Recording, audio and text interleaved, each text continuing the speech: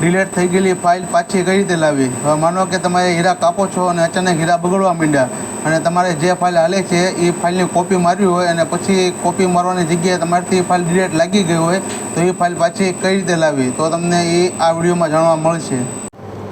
Delete થઈ ગયેલી file પાછી કઈ રીતે લાવવી?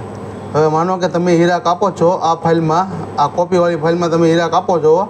હવે આ તમારે હીરા બગડતા હોય કે ભાઈ હીરા ચાલુ છે ને હીરા બગડવા માંડ્યા અને ફાઇલને કોપી મારીને પ્રોગ્રામમાં ફેરફાર કરવો છે પેરામીટરમાં, તો પ્રોગ્રામમાં ફેરફાર કર્યા પહેલાં તમે કોપી માર્યા પહેલાં ફાઇલ ડિલીટ લાગી ગઈ હોય તો એને પાછી કઈ રીતે લાવવી? હવે એના માટે તમારે સેટિંગમાં વહી જવાનું.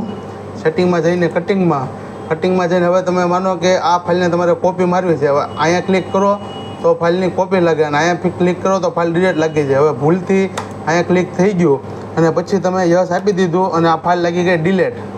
આ ડિલીટ અહીંથી ફાઇલ લાગી ગઈ એટલે ફાઇલ દેખાય નહીં.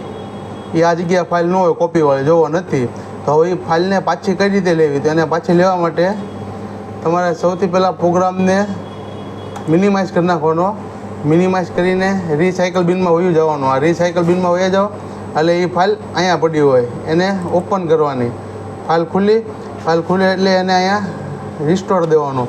રિસ્ટોર આપીને કન્ટિન્યુ આપો એટલે ફાઇલ બેકઅપ લાગી જાય. આ પાછી આવી ગઈ, ઓકે આપી દેવાનું.